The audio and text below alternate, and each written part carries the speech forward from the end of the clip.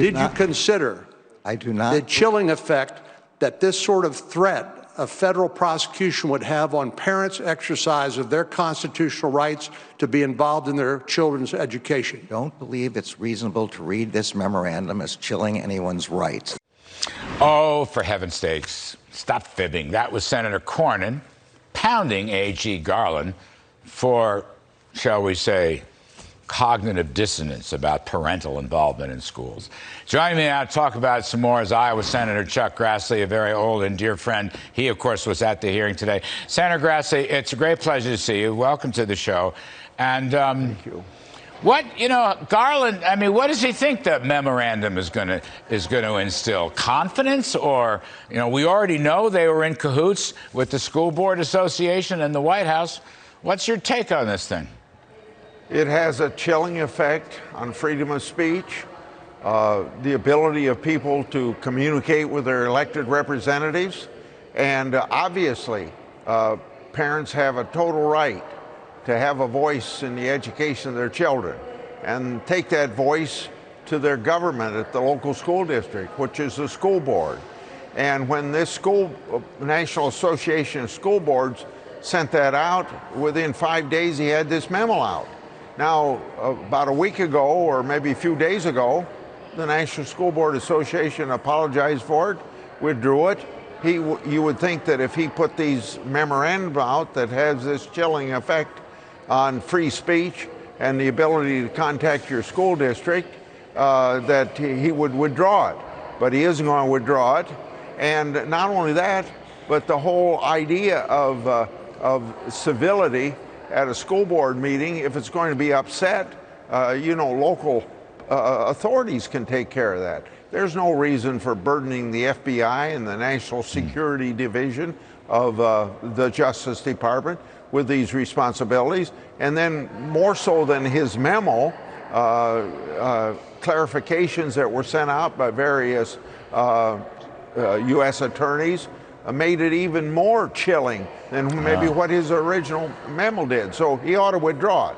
Did Garland tell you, or did he give any reason why he won't withdraw the memo?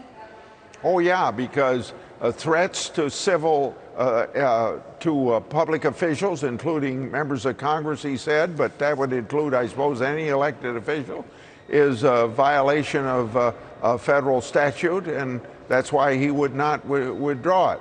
But he isn't taking into consideration that a lot of people are not going to go to their local school board if they think that the FBI or some other agency of the government's going to be there checking to see whether or not they said something.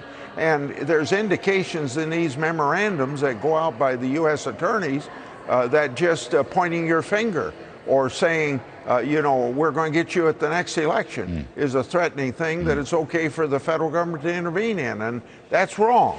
It's just contrary to the principles of representative government and free speech. Yes, sir. So he basically is saying there is domestic terrorism. He regards them as domestic terrorism. Let me ask you this, Senator. Did anyone bring up today Garland's son-in-law, who's in a business which promotes critical race theory? They write about it, and they counsel schools and other agencies to do it, making a lot of money. Did anyone raise that with Garland? Yeah, it was raised by a couple senators, and very forcefully. And it was asked this way. Did you ask ethics if you should recuse yourself from this because of your son-in-law? And he just avoided answering it, and he more or less said that there wasn't anything to worry about and things of that nature. So he's not going to admit anything that a son-in-law might benefit from this, and he didn't, and he's not going to assume any responsibility that maybe it, even if it isn't a direct violation of the ethics, the appearance of violation is sometimes something you ought to take into consideration, and he's not taking that into consideration. So basically, he just stonewalled today. He just stonewalled. And he doesn't understand why parents all across the country are furious at what DOJ and the White House is doing. He has a tin ear. I'm just going to ask you that. Well, He did stonewall, yes. It shouldn't be surprised. You saw it on TV last week in the House Judiciary Committee. And I think the bottom line of it is that he's shown that he's not really running the department. You know, when these both Republican and Democrat cabinet people come to my office, I give them this advice: either you run your department or it's running you. Mm-hmm. And it looks to me like right now the department is running our Attorney General. And the White House too, Chuck, the White House too. But yes. It's great to see you, sir. You know, you didn't yell at me once in this whole interview. You know I love it when you yell at me. Love it. Well, you didn't give me a reason to yell at you. Thank you, sir. We really appreciate your time. Hope to see you soon. Coming up